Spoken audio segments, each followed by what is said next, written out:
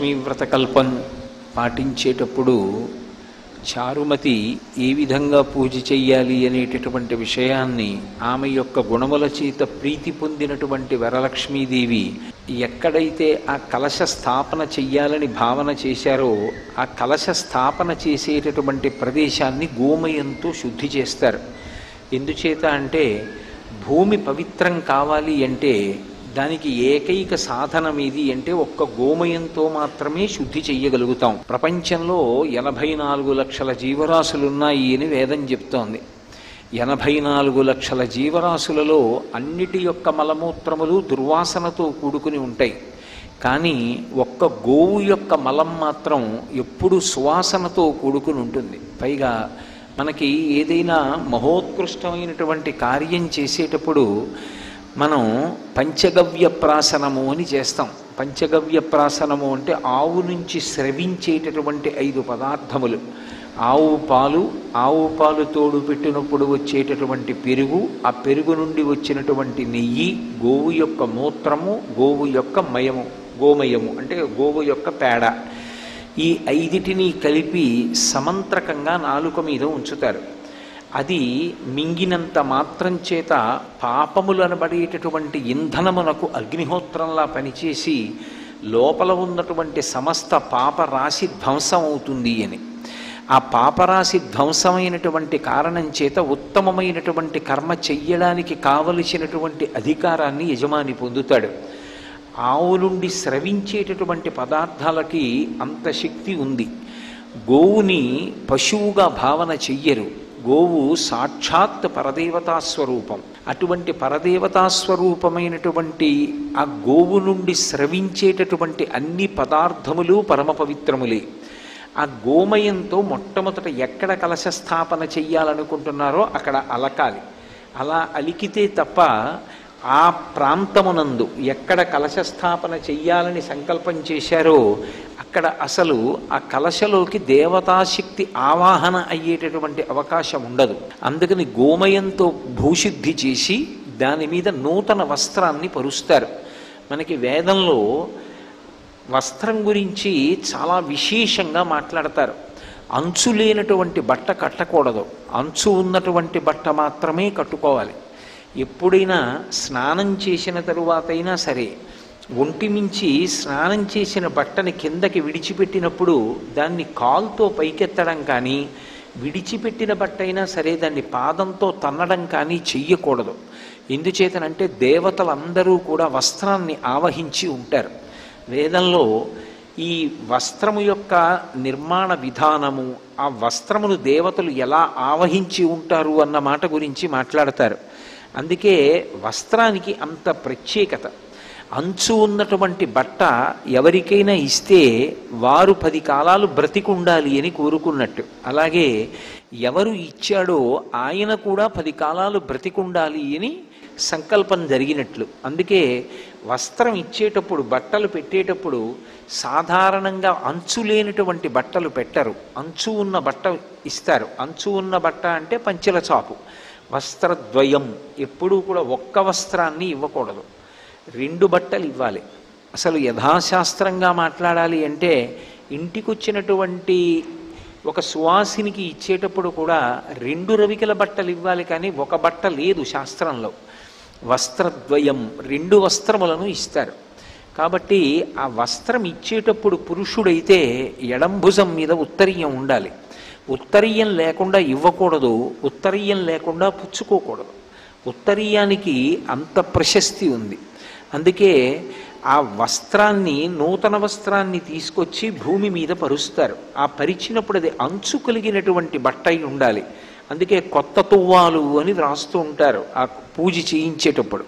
ఆ కొత్త తువ్వాలు తీసుకొచ్చి భూమి మీద వేసి దాని మీద తండుల రాశిని పోస్తారు. తండుల రాశి అంటే ఓషధీ రాశి. దానికి ఒక శక్తి ఉంటుంది. అది భగవంతుని యొక్క కిరణ స్పర్శ చేత, అంటే చంద్రకిరణ స్పర్శ చేత, సూర్యకిరణ స్పర్శ చేత అది ఓషధీతత్వాన్ని నింపుకుంటుంది. అటువంటి తండుల రాశిని అంటే బియ్యాన్ని పోసి దాని మీద కలశాన్ని స్థాపన చేస్తారు. మీరు ఎప్పుడూ ఒక విషయం జ్ఞాపకం పెట్టుకోవాలి. విశేషమైనటువంటి ఫలితములను ఇవ్వగలిగినటువంటి వ్రతము యొక్క కల్పాన్ని నిర్దేశం చేసేటప్పుడు నువ్వు ఖచ్చితంగా ఇంత ద్రవ్యాన్ని వినియోగిస్తేనే ఈ వ్రతాన్ని చెయ్యగలవు, లేకపోతే నువ్వు ఈ వ్రతాన్ని చెయ్యలేవని నిరుత్సాహపరిచేటట్టుగా ఎప్పుడూ కల్పం ఉండదు. అందుకే అమ్మవారి యొక్క మూర్తిని ఉంచేటప్పుడు శక్తి ఉంటే సువర్ణమూర్తి, బంగారు మూర్తి, లేకపోతే వెండి మూర్తి, లేకపోతే రాగి మూర్తి, అది కూడా కాకపోతే ఏ దోషము రాదు. కలశ ఒక్కటి పెట్టి పూజ చేసుకోవచ్చు. ఆ కలశ పెట్టి పూజ చేసిన తరువాత అమ్మవారిని ఆవాహన చేస్తారు. ఆ కలశలోకి ఆవాహన చేసి అమ్మవారికి వివిధ ఉపచారములను సమర్పణం చేస్తారు. ధ్యాయామి అంటే నువ్వు ఇలా ఉంటావు అని నేను ధ్యానం చేస్తున్నాను అని దాని అర్థం. అమ్మవారు అసలు ఎలా కూర్చునుందని చెప్తున్నారు అన్నదాన్ని మీరు చాలా జాగ్రత్తగా ధ్యానం చెయ్యాలి. ఆవిడేదో పద్మాసని, పద్మకరి, ఆవిడ ఒక పెద్ద తెల్లటి పద్మంలో కూర్చుని ఒక కాలు చాపడమో రెండు కాళ్ళు చాపడమో చేసి కూర్చుందని భావన చేసి పూజ ప్రారంభం చేసిన తరువాత ఇక లౌకిక సంభాషణ చెయ్యకూడదు. వ్రతభంగంబు అంటారు. వ్రతం చేస్తాను అని నీళ్లు ముట్టుకుంటారు. అంటే ఎప్పుడైనా ఒక కార్యక్రమాన్ని ప్రారంభం చేసేటప్పుడు, భగవత్ కార్యాన్ని మొదలుపెట్టేటప్పుడు మొట్టమొదట పూజ చేస్తున్నాను అని నీళ్లు ముట్టుకుంటారు. ఆ వ్రతం ప్రారంభం చేస్తున్నాను అని గుర్తు. దానికి ముందు దేశకాల సంకీర్తనం ఉంటుంది. నేను ఫలానా ప్రదేశంలో ఉన్నాను, ఏదో శ్రీశైలస్య వాయవ్య దిగ్భాగే అంటారులా ఉంది. మీరైతే పౌర్ణమి ముందు వచ్చేటటువంటి శుక్రవారం కాబట్టి ఆ రోజు ఏ తిథి ఉంటే ఆ తిథి చెప్పి, నాకు ఏ శక్తి ఉన్నదో, భగవంతుడు నాకు ఏ శక్తినిచ్చాడో, ఆ శక్తి వలన నేను ఏ సంభారములను సమకూర్చుకోగలిగాను, సంభవద్రవ్యై సంభవదుపచారై, ఆయా ద్రవ్యముల చేత ఆయా ఉపచారముల చేత అమ్మా నిన్ను నేను పూజ చేస్తున్నాను అని సంకల్పం చేస్తారు. ఈ సంకల్పం చేసే ముందు వరలక్ష్మీ వ్రతంలో ఒక ప్రధానమైనటువంటి నియమం ఉంటుంది. నన్ను మీరు సహృదయంతో అర్థం చేసుకోవలసి ఉంటుంది. ఒక శాస్త్రాన్ని మాట్లాడేటప్పుడు అందరికన్నా గొప్పవాడెవరు అంటే భర్త. సీతమ్మ తల్లి రామాయణంలో ఒక మాట అంటుంది, దీనోవా రాజ్యహీనోవా యోమీ భర్త సమీ గురు తం నిత్యమనురక్తాస్మి యథారూపాం సువర్చల అంటుంది. భర్త దీనుడు కానివ్వండి, రాజ్యహీనుడు కానివ్వండి, యోమే భర్త సమీ గురువు. గురువు అంటే గురువు అని కాదు దాని అర్థం. గురువు అంటే బరువు అని. విశిష్టమైనటువంటి వ్యక్తి, దైవం ఆయన. అటువంటి ఆయన యొక్క అనుమతిని తీసుకుని పీట మీద కూర్చోవాలి. ఎందుకంటే సాధారణంగా పెళ్ళైన తరువాత దంపతులుగా కూర్చుని చేస్తారు. ఆడవారు ఒక్కరూ కూర్చుని వ్రతం చేస్తున్నారు అంటే అలా కూర్చునే ముందు దానికి భర్త యొక్క అనుమతి ఉండాలి. ఆయనే కదండి అన్నీ తీసుకొచ్చారు, ఆయనే కదా వరలక్ష్మీ వ్రతం చేయించుకోమన్నారు, మళ్ళీ ఆయనకి నమస్కారం చేసి కూర్చోవడం ఏమిటండి అని అనుకోకూడదు. భర్తకి నమస్కారం చేసి భర్త చేత అక్షతలు వేయించుకుని కూర్చోవాలి. పరమేశ్వరుడు ఏదైనా గొప్ప అభ్యున్నతిని కల్పించాలి అంటే 100 యజ్ఞములు చేస్తే కూడా రానంత ఫలితాన్ని కట్టపెట్టాలి అనుకుంటే ఎవరో ఒక పరమభక్తి తత్పరుడైనటువంటి వాణ్ణి ఇంటికి అతిథిగా పంపిస్తాడు. ఏదో తినడానికి వస్తాడు ఆయన. ఆయన తిని తృప్తి పొంది త్రేంచి కాళ్ళు కడుక్కుని వెళ్ళిపోయాడా, చాలరా నన్ను నమ్ముకున్న వాడికి ఇంత అన్నం పెట్టావురా అని ఈశ్వరుడు వాడికి ఎనలేని సుఖాలు ఇచ్చేస్తాడు. కాబట్టి 9 మూడుల తోరమును కట్టుకుంది ఆడది అంటే దానికి అర్థం ఏమిటంటే ఆమె పూర్ణత్వాన్ని పొందుతోంది. ఎక్కడికి పూర్ణత్వం? 1 పక్క 0 నుండి ఇక్కడ ఆమెకి లేదన్న మాట ఉండదు. ఇల్లాలుగా అన్నిటా పూర్ణత్వం. ఇంట్లో లేదన్న మాట లేకుండా సంతోషంగా ఇంట లక్ష్మి చరించినట్టే ఆ స్థితిని పొందుతుంది. ఆ తోరాన్ని కట్టుకొని ప్రదక్షిణం చేస్తారు. అమ్మవారి మూర్తిని అందుకే ఒక గోడ దగ్గరకి పెట్టారు వరలక్ష్మీ వ్రతం చేసేటప్పుడు. ఎందుకు పెట్టారంటే వరలక్ష్మీ వ్రతం ఎంత గొప్పదో వరలక్ష్మీ వ్రతమనందు ప్రదక్షిణం అంత ముఖ్యం. ప్రదక్షిణం చేయాలంటే మీరు గోడ దగ్గర పెట్టారనుకోండి, ఎలా చేస్తారు? మీరు చేయలేరు. ప్రదక్షిణం చెయ్యాలంటే ఒక గది మధ్యలోకి ఉంచాలి. ఉంచితే మీరు ప్రదక్షిణం చెయ్యగలరు. ప్రదక్షిణం అన్న మాటకు అర్థం ఏమిటి? దక్షిణం అంటే కుడి, వామ అంటే ఎడమ. ప్రదక్షిణం దోషం అంటే చీకటి. దోషం అంటే ఏదో తప్పు అని కాదు. దోషము అంటే చీకటి అని సంస్కృతంలో. ప్రదోషం అంటే చీకటి పడడానికి ముందున్న కాలము ప్రదోషం. అలాగే ప్రదక్షిణం అంటే దక్షిణం అంటే కుడి, ప్రదక్షిణం ఎప్పుడూ కుడివైపుకు ఉంచి తిరుగుట. కాబట్టి ప్రదక్షిణం. ఇప్పుడు అమ్మవారు మధ్యలో ఉంది, చుట్టూ తిరుగుతున్నారు గుండ్రంగా. తిరుగుతున్నప్పుడు ఆవిడ కుడి చేతి వైపుకుంది, కానీ తిరుగుతున్నప్పుడు పదఘట్టనము వినపడకూడదు. అంటే పాదముల యొక్క చప్పుడు గట్టిగా దమ్ దన్ అని వినపడడం కానీ, కలశ కదలడం కానీ, కలశలోకి ప్రకంపన రావడం కానీ జరగకూడదు. అంటే బహుమెల్లగా నడవాలి. ఆ నడిచేటప్పుడు రెండు చేతులు జోడించి అమ్మవారు సింహాసనంలో కూర్చుని ఉండగా ఆవిడ చుట్టూ నేను తిరుగుతున్నానన్న భావనతో తిరగాలి. సర్వసంపత్కరం శీఘ్రం పుత్రపౌత్ర ప్రవర్ధనం వ్రతానాముత్తమం నామ సర్వసౌభాగ్యదాయకం అని కదూ పరమశివుడు చెప్పింది. అపారమైన సౌభాగ్యం ఇస్తుంది, పుత్రపౌత్రాదులను వృద్ధి చేస్తుంది, ఐశ్వర్యాన్ని ఇస్తుంది. ఒక ఆడది ఒక కుటుంబాన్నంతటినీ ఎలా వృద్ధిలోకి తీసుకురాగలదో చెప్పగలిగిన వ్రతం. పురుషుణ్ణి కూడా ఆయుర్దాయంలో నిలబెట్టి బతికుండేటట్టు చేయించగలిగినటువంటి వ్రతం. ఆడది ఎంత శక్తివంతమైన ఉపాసన ఏడాదికొక్క రోజు చేసినా ఇల్లు నిలబెట్టగలదో నిరూపించగలిగినటువంటి వ్రతం వరలక్ష్మీ వ్రతం. అటువంటి వ్రతం చేస్తే వాళ్ళకి ఆభరణములు అమరాయి. ఆభరణములు అంటే చేతికి గాజులు వేసుకుంటారు ఆడవాళ్ళు. అవి సౌభాగ్య సూచన. ఎందుకని అంటే చూడండి, పురుషుణ్ణి దెప్పి పొడుస్తుంటారు. ఎక్కడికో బదిలీ అయ్యాడు అనుకోండి, ఆయన ఒక్కడే ఉంటున్నాడు, పాపం ఏదో ఆయనే వండుకుంటూ ఉంటాడు, చెయ్యి కాల్చుకున్నాడు అంటారు. ఎందుకని అంటే ఆయనే వంట చేసుకున్నాడు అని అర్థం. చెయ్యి కాల్చుకున్నాడు అంటే శిక్ష. ఆయనకి వండి పెట్టేవాడు లేడు, ఆయనకు ఆయనే వడ్డించుకుంటున్నాడు. ఏ ఇంటికి వెళ్ళాలండి, 10 రోజులు అయిపోయింది, వచ్చే శనివారాలు సెలవు పెడదాం, సోమవారం కూడాను అన్నాడు అనుకోండి, ఓ గాజుల చేతి భోజనం మీదకి మనసు పోయింది ఏమిటోయ్ అంటారు.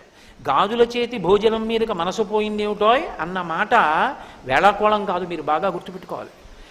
నువ్వు విష్ణుస్వరూపానివి, నిత్యానపాయిని, తన కోసం వండుకు తినడంలో ఎంత బాధపడుతోందో, ఆ వండి నీకు పెట్టాలని నీ భార్య ఎంత తాపత్రయపడుతోందో అది నీ అదృష్టం జీవితంలో.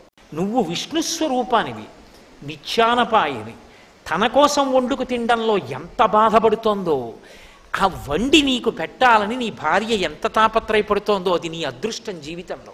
ఆమె వడ్డిస్తుంటే ఆమె గాజులు గల్లుమంటుండగా అన్నం పెడితే నువ్వు తినగలిగితే, ఆమె అలా భర్తకి పెట్టుకోగలిగితే ఆవిడ మహానైవేద్యం పెట్టుకుంది. నువ్వు నీ ఇంట లక్ష్మి చేతి అన్నాన్ని నువ్వు తింటున్నావు, అది నీకు ఆయుర్వర్ధనం. ఆ అన్నం పెట్టే శక్తి ఆవిడికి మిగులుతుంది, తినే అదృష్టం నీకు మిగులుతుంది. అందుకు కదా తూర్పు దిక్కుకు తిరిగి వంట చేస్తారు. ఎందుచేత అంటే ఇంటి యజమాని యొక్క ఆయుర్దాయం బాగుండాలి అని. కాబట్టి ఆభరణములు అమరాయి అన్న మాటకి అర్థం బాహ్యంలో అందగించింది, ఆంతరమునందు ఆవిడ పెట్టుకున్న ఆభరణముల చేత ఆ ఇంట అందరూ సంతోషంగా ఉన్నారు అనడానికి అది ప్రతీక. ఆవిడికి బాహ్యమునందు కనబడ్డాయి. ఎందుకని లోకమునకంతటికీ కూడా అది ఆదర్శము కావాలి కాబట్టి. నమ్మి నువ్వు ఇప్పుడు ఆ వ్రతం చేసావు, నీకేం వస్తుంది? అదే వస్తుంది. ఇప్పుడు చమత్కారం ఏమిటంటే ఆ వ్రతంలో ఇన్ని చేసావు, తన కోసం ఏమైనా ఉందా? ఇవన్నీ భర్త కోసం, అత్తమామల కోసం, బిడ్డల కోసం, పుట్టింటి వారి కోసం. మరి నీ కోసం నాకేం కావాలంటే అవన్నీ వాళ్ళందరూ బాగుంటే నేను బాగుంటాను అంతే, నాకేం అక్కర్లేదు. ఇది ఆడదాని గొప్పతనం. అందుకే ఇలాంటి వ్రతాన్ని మొగాడికి ఇవ్వాలి, ఆడదానికి ఇచ్చారు. అంత ఉదార హృదయం, అంత విశాల హృదయంతో నాకేం కావాలి, ఆయన బాగుండడం కన్నా, నాకేం కావాలి మా అత్తమామలు బాగుండడం కన్నా, నాకేం కావాలి నా బావమరుదులు బాగుండడం కన్నా, నాకేం కావాలి మా పుట్టింటి వారు బాగుండడం కన్నా అనగలిగిన విశాల హృదయం ఆడదానికే ఉంది లోకంలో. అందుకే వరలక్ష్మీ వ్రతం గురించి అడిగేటప్పుడు పార్వతీదేవి అంత జాగ్రత్తగా అడిగింది. ఇది ఎవరి కోసం అడుగుతున్నానంటే, నాథా, ఏ వ్రతం, యద్వ్రతం పావనం స్త్రీణాం, స్త్రీలు చేస్తే పరమపావనమై వాళ్ళ యొక్క అభ్యున్నతికి కారణమవుతుందో అటువంటి వ్రతాన్ని నాకు ఉపదేశం చెయ్యండి అంది. అప్పుడు దీన్ని చెప్పారు. ఈ వ్రతానికి పరిసమాప్తి ఎక్కడో తెలుసా? 2 రకములైనటువంటి దానం చేస్తారు. ఇంకొక సువాసిని పిలుస్తారు. పిలిచి ఆవిడికి ఏదో పసుపు రాసి పారాణి పెట్టి బొట్టు పెట్టి ఆవిడకి సువాసిని సంబంధమైనటువంటి వస్తువులు కొన్ని ఉంటాయి. గాజులు, పసుపు, కుంకం. అసలు 8 సువాసిని వస్తువులని భాస్కర్ రాయలు వారు లలితా సహస్రనామ స్తోత్ర భాష్యంలో చెప్పారు. అలాంటి రోజున అలాంటి వస్తువులు ఇవ్వాలి. అసలు అనుములు, తాటాకు, ఆ తర్వాత విరిగిపోయినటువంటి ఆవు పాలు, ఇలాంటివి 8 వస్తువులు ఉన్నాయి. ఆ 8 వస్తువుల్ని కూడా తీసుకొచ్చి ఒక సంచిలో వేసి బహుమానం చేస్తారు. అలా బహుమానం చేస్తే సౌభాగ్య వస్తు ప్రదానం చేసినట్టు, దాని చేత సౌభాగ్యం నిలబడుతుంది. కాబట్టి ఆడవారికి ఇచ్చినప్పుడు ఒక మాట చెప్తారు, ఇందిరా ప్రతిగృహాతు ఇందిరా వై దదాతి చ. ఎవరిస్తున్నారు? లక్ష్మీదేవి ఇస్తోంది. నా ఇంట నా భార్య వ్రతం చేసిస్తే ఎవరు నా భార్య? నా ఇంట లక్ష్మి ఆమెయే. కాబట్టి లక్ష్మి ఇస్తోంది. లక్ష్మి ఎవరికి ఇస్తోంది? లక్ష్మికే ఇస్తోంది. ఆమె ఎవరు? ఆమె లక్ష్మే.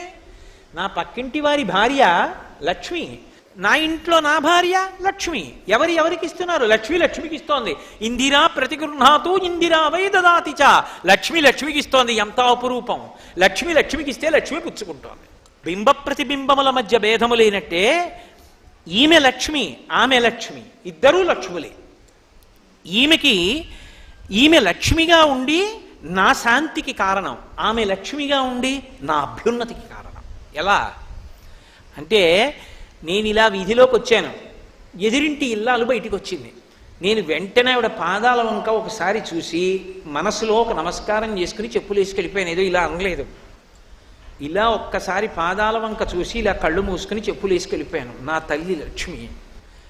ఎందుకంటే ఆవిడ గృహలక్ష్మి, గృహే గృహే. ఆవిడ ఎక్కడెక్కడ ఎలా ఉంటుందో ఇంద్రుడికి చూపించింది. కైలాసే పార్వతీత్వం చ క్షీరోధే సింధుకన్యక స్వర్గే చ సర్గలక్ష్మిస్త్వం మర్చలక్ష్మిశ్చ భూతలే వైకుంఠే చ మహాలక్ష్మీ దేవదేవీ సరస్వతి గంగా చ తులసీత్వం చ సావిత్రి బ్రహ్మలోకగా కృష్ణ ప్రాణాధిదేవి త్వం గోలోకే రాధికా స్వయం రాసే రాసేశ్వరీత్వం చ బృందావనే. ఆవిడ ఎక్కడెక్కడ ఏ లోకంలో ఏ పేరుతో ఉంటుందో చెప్పి రాజ్యలక్ష్మి రాజగేహే, గృహలక్ష్మి గృహే గృహే. మహారాజు గారి దగ్గర అయితే రాజ్యలక్ష్మి, ప్రతి ఇంట్లో గృహలక్ష్మి. కాబట్టి ఇప్పుడు నా ఎదురింటి అయిన భార్య ఎవరు? లక్ష్మి. నేను పూజ చేసి బయటికి ఎడుతుంటే లక్ష్మీదేవే నాకు కనపడింది, చూడరా నా పాదాలని. ఆవిడ పాదాల వంక చూసి నమస్కారం చేసి వెళ్ళిపోయాను అనుకోండి, ఆ నమస్కారం లక్ష్మీదేవికే అందుతుంది. నా భార్య విషయంలో నమస్కారం ఉండదు, చిన్నది, నమస్కారం చేయకూడదు. కానీ ఆమె నా ఇంటి లక్ష్మి, నా సమస్త అభ్యున్నతులకు కారణం ఆమెయే. అందుకే వేదంలో ఒక మాట ఉంది, అసలు ఇంటికి ఆస్తికంతటికి యజమానురాలు ఎవరో తెలుసా? వేదంలో భార్య, భర్త కాడు. ఆస్తికంతటికి యజమానురాలు భార్యయే. మంగళసూత్రం కట్టగానే అంతా ఆవిడిదే అవుతుంది. నేను డబ్బులు పెట్టి గోదానం చేశాను అనుకోండి, సగం ఆవిడికి ఎందుకు ఎడుతుందో తెలుసా? ఆవిడ డబ్బుల్లోంచి గోవుని కొని దానం చేసినందుకు సగం నాకు, డబ్బు ఆవిడిది కాబట్టి సగం ఆవిడికి. అంతకుముందు నేనే సంపాదించింది అయినా కూడా, ఇప్పుడే నేను సంపాదిస్తున్నది అయినా కూడా. ఎందుకంటే సహజంగా ఆవిడ ఇంటికి యజమానురాలు. నేను అబద్ధం చెప్పాను అనుకుంటే మీరు వివాహ ప్రకరణానికి సంబంధించి వేద వ్యాఖ్యానాలు చూడండి. అంత పెద్ద స్థానం ఇచ్చి గౌరవించింది. వేరొక ఇల్లాలికి, వేరొక సువాసినికి దానం చేస్తారు, దాంతో ఒక స్థాయిలో పూర్తవుతుంది. అసలు వరలక్ష్మీ వ్రతం అంతా ఎప్పుడు పూర్తవుతుంది అంటే, ఒక మాట చెప్పారు, అది పూర్తి అయింది అని ఎప్పుడు పిలవాలంటే వృద్ధుడైనటువంటి ఒక బ్రాహ్మణుణ్ణి పిలవాలి. గంధాధిబిరలంకృత్వా సుశీలం వృద్ధభూసురం. సుశీలం, మంచి నడవడ కలిగినటువంటి వృద్ధుడైనటువంటి భూసురుడు. వృద్ధుడైన భూసురుడు అన్న మాటకి 2 అర్థాలు ఉంటాయి. వృద్ధుడైన బ్రాహ్మణుడు అంటే శరీరమునందు వయసు చేత వృద్ధుడైన వాడు ఒక అర్థం. ఆయన వయసుతో నీకు సంబంధం లేదు, ఆయన జ్ఞానము చేత వృద్ధుడైనటువంటి వాడు. పిలిచి కూర్చోపెట్టి గంధాధిబిరలంకృత్వా, చందనాన్ని తీయాలి. మన ఇంట సానా గంధపు చెక్క ఉండాలి. ఎందుకంటే ఏది పడితే అది చర్మానికి రాస్తే పొక్కుతుంది. చందనానికి ఆ ఇబ్బంది ఉండదు. నిజంగా తీసిన చందనం చల్లగా ఉంటుంది. చందనాన్ని అలంకారం చేస్తే వెంటనే అతిథి రూపంలో ఉన్నటువంటి విష్ణువు ప్రీతి చెందుతాడు. అది విష్ణువుకి సమర్పణం అయిపోతుంది. అందుకే ఎవరింటికన్నా భోజనానికి వెడితే ఇంట ఏం చేస్తారంటే, భోజనం అవగానే చందన పాత్ర తీసుకొచ్చి అక్కడ పెడతారు. వాళ్ళు అలంకారం చేయరు, అక్కడ పెడతారు. పెడితే ఏం చేస్తారంటే చందనం తీసి చేయి కడుక్కుని కాళ్ళు కడుక్కుని వచ్చిన తరువాత ఆ చందన పాత్రలోంచి కొంచెం చందనం తీసి తల ఇలా పెట్టుకుంటారు. చందనం పెట్టేసుకున్నాడు అంటే భోజనం అయిపోయింది అని గుర్తు. చందనం పెట్టుకోవడానికి చందనం ఇస్తే ఆయన చందనాలంకృతుడైతే విష్ణువు చందనము చేత అలంకృతుడైపోతాడు. అది విష్ణు ప్రీతికి కారణమైపోతుంది. చందనాభిలంకృత్వా, ఆ చందనము మొదలైనటువంటి వాటితో సుశీలం వృద్ధభూసురం, వృద్ధుడైనటువంటి బ్రాహ్మణుణ్ణి తీసుకొచ్చి కూర్చోపెట్టి అమంత్రకం అంటే మంత్రం చెప్పక్కర్లేదు, కాస్త చందనం తీసి ఆయనకి రాసి, కాసిన అక్షతలు తీసి ఆయన పాదాల మీద వేసి, కాసిన పువ్వులు తీసి ఆయన పాదాల మీద వేసి, పుష్పహారం వెయ్యరు. పరపురుషుడి మెడలో స్త్రీ హారం వేయకూడదు, ఒక్క భర్త మెడలోనే వేస్తుంది. అందుకని పుష్పములు పాదముల మీద వేసి, అప్పుడు ఏం చెయ్యాలి అన్నది కూడా శాస్త్రం చెప్పింది. ఏం చెయ్యాలి అంటే తస్యాం, అప్పుడు దత్వా చవాయనం ద్వాదశాపూప సంయుతం. అపూపము అంటే పిండి వంట. వండిన అన్నం కానీ వండిన కూరలు కానీ వండని పళ్ళు కాయలు కానీ ఇవ్వకూడదు. వండినటువంటి పిండి వంటలు 12 ఇవ్వాలి. 12 అంటే 12 రకాల పిండి వంటలు చేయించావు, మంచిదే. 12 రకాలు చేయించలేదు, 12 ఉండ్రాళ్ళు పెట్టు. 12 అంకెకి తగ్గకూడదు. 12 అంకె ఎందుకు అంటే 12 నెలలకి సంకేతం. 12 నెలలలోనూ నువ్వు దానాలు చేసినట్టే, బ్రాహ్మణ పూజ చేసినట్టే. ద్వాదశాపూప సంయుతం, అవి పిండి వంటలు అయి ఉండాలి. ఆ పిండి వంటలు 12ంటిని వాయనంగా పెట్టి సుశీలం వృద్ధభూసురం ఆ బ్రాహ్మణుడికిచ్చి, ఆయన దగ్గర ఇందిరా ప్రతిగృహాతు ఇందిరా వైదదాతిచా ఉండదు. ఆయన విష్ణుస్వరూపంగా భావన చేసి నీకు అనడం వస్తే విష్ణుస్వరూపాయ బ్రాహ్మణాయ తుభ్యం నమః. నీకు అనడం రాకపోతే వంగి 2 చేతులు ఇలా పెట్టకు, ఈ చెయ్యి మీద ఈ చెయ్యి వెయ్యాలి. ఎందుచేత అంటే ఆయన ఇలా నిలబడ్డాడు అనుకోండి, ఆయన ఇలా నిలబడినప్పుడు ఆయన కుడి పాదం ఇటు ఉంటుంది, ఆయన ఎడం పాదం ఇటు ఉంటుంది. నేను ఇలా పెట్టాను అనుకోండి, ఎడం పాదం మీద కుడి చెయ్యి, కుడి పాదం మీద ఎడం చెయ్యి పెట్టినట్టు అవుతుంది, అప్పుడు దోషం వస్తుంది. నేను కుడి చెయ్యి ఎడం చెయ్యి మీద పెట్టి పాదములను ఎప్పుడూ ముట్టుకోకూడదు. ఎవరికైనా పెద్దలకి నమస్కారం చేసేటప్పుడు వాళ్ళ పాదాలు ఏ కారణం చేత ముట్టుకోవడానికి వీల్లేదు, స్పృశించకూడదు. అది ఒక్క మంత్రోపదేశం చేసినటువంటి గురువుగారు అనుగ్రహిస్తే అప్పుడు ఒక్కసారి గురువుగారి పాదాల మీద తలపెట్టి నమస్కరిస్తారు. మిగిలిన సమయాలలో పెద్దలు నమస్కరిద్దాం అనుకుంటే వారు నిలబడిన చోట భూమిని ముట్టుకోవాలి. ఇలా 2 చేతులతో ముట్టుకుని నమస్కారం చెయ్యాలి తప్ప వాళ్ళ పాదాలు ముట్టుకోవడం దోషభూయిష్టం, తప్పు. అలా ఎప్పుడూ చేయకూడదు, అసలు అలా ముట్టుకోకూడదు. కాబట్టి అలా నమస్కారం చేసి ఆయన అక్షతలు వేస్తాడు. అది చెప్పక్కర్లేదు కదా కథలో. ఆయన అక్షతలు వేసి ఆశీర్వచనం చేస్తాడు. అమ్మా దీర్ఘసుమంగళీ భవ, పుత్రపౌత్రాభివృద్ధిరస్తు అంటాడు. ఆయన అన్న మాట విష్ణువు నోటి నుండి వచ్చిన మాట, దాని చేత వ్రతము అక్కడితో పూర్తవుతుంది. నీకు సంతోషం ఉంది, బోలెడంతమంది లక్ష్మీదేవుల రూపాలలో సువాసినులు నీ ఇంట్లోకి రావాలనుంది, లోపలికి పిలుస్తారు. పిలిచి పేరంటం అంటారు. సాయంకాలం వేళ తెలుగు సంప్రదాయంలో పేరంటం పిలిచామండి అంటారు. అనేక మంది సువాసినులు వస్తారు.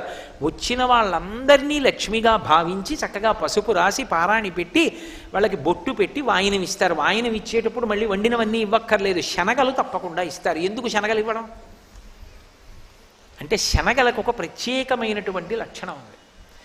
శనగ కానీ ఎవరికైనా ఇచ్చినా శనగని దారంతో గుచ్చి దండ చేసినా అది ఎవరికి వెయ్యాలి అంటే పెద్ద స్థాయిలో ఉండేటటువంటి పరమ గురువులైనటువంటి వారి మెళ్ళో వేస్తారు ఆ హారాలు. ఇప్పటికీ ఢిల్లీలో ఒక దేవాలయం ఉంది, దాన్ని మలయ మందిర్ అని పిలుస్తారు. ఢిల్లీకి నడిబొడ్డులో ఒక చిన్న కొండ మీద ఉంటుంది సుబ్రహ్మణ్య దేవాలయం, పరమాద్భుతమైన దేవాలయం. ఆ దేవాలయం లోపలికి వెడుతుంటే ఎడంచేతి పక్కన పూలు పళ్ళు అమ్మే కొట్లు ఉంటాయి. అక్కడ శనగలు మాలలు కట్టి మేకుకు పెట్టి ఉంటాయి. ఆ శనగల మాల ఇవ్వండి ఒకటి అన్నారనుకోండి, ఇవ్వడు. ఎందుకు అంటాడు. మా అబ్బాయి తింటాడు అన్నారనుకోండి, నేను ఇవ్వనంటాడు. నేను వేసుకుంటాను, ఇవ్వడు. ఇదిగో నాతో ఒక ఆయన వచ్చారు పరమ పూజనీయుడు, ఆయనకి వేస్తాను, ఇవ్వడు. అవి ఎవరికి ఇస్తారో తెలుసా? శంకర భగవత్పాదుల మెడలో వేయడానికి ఇస్తారు. పరమ గురువులైనటువంటి వారి మెడలో అంకురములు వస్తున్నటువంటి శనగలు మాల కట్టి వేస్తారు. అది పరమ గౌరవం అలా వేయడం. యాలుకలు మాలలు వేస్తారు. ఇప్పటికీ కంచికామకోటిపీఠ సంప్రదాయంలో యాలుకల మాలలు వేస్తుంటారు, సుగంధద్రవ్య మాలలు. శనగ కానీ ఇచ్చినట్టయితే అంకుర స్వరూపంగా ఉండి అమ్మవారి యొక్క పరిపూర్ణ అనుగ్రహమునకది హేతు. అందుకని శనగలు నానపోసిస్తారు తప్ప ఎండిపోయిన శనగలు ఇవ్వరు. తడిసిపోయిన శనగలు ఇచ్చారు అంటే లోపల అంకురం ప్రారంభమైపోతుంది. ఆవిడ తీసుకెళ్ళి ఇంట్లో పెట్టుకుందనుకోండి, తెల్లవారేటప్పటికి అంకురాలు వచ్చేస్తాయి. అలా అంకురం వచ్చిన శనగలు వెళ్ళాయి అంటే, స్త్రీ పుచ్చుకుంది సువాసిని అంటే సాక్షాత్తు లక్ష్మి పుచ్చుకున్నట్టే. అపారమైన ఐశ్వర్యమునకు అది హేతు. కాబట్టి శ్రావణమాసం అంతా లక్ష్మీతత్వం విశేషంగా ప్రకాశిస్తుంది. చిన్న చిన్న పనుల చేత లక్ష్మీదేవి యొక్క అనుగ్రహము పరిపూర్ణముగా కలిగేటటువంటి కాలం. కాబట్టి శనగలు తీసుకొచ్చి ఏదో అరటిపళ్ళు, తమలపాకులు, పోక చెక్కలు ఇవన్నీ పెట్టి, ఒక్కలు పెట్టి తాంబూలంతో కలిపి వచ్చినటువంటి ఆ సువాసినులందరికీ ఇస్తారు. ఇల్లంతా మంచి శోభస్కరంగా ఆ రోజంతా కూడా లక్ష్మీప్రదంగా గడుస్తుంది. ఇది వరలక్ష్మీ వ్రతము యొక్క కల్పము అని లక్ష్మీదేవి చెప్పిందని పార్వతీదేవికి పరమేశ్వరుడు చెప్తే, శౌనకాది మహర్షులకు సూతుడు చెప్తే, వ్రతం చేసేటప్పుడు బ్రహ్మస్థానంలో ఉన్న బ్రాహ్మణుడు చెప్తే బాగా చేసుకోవడానికి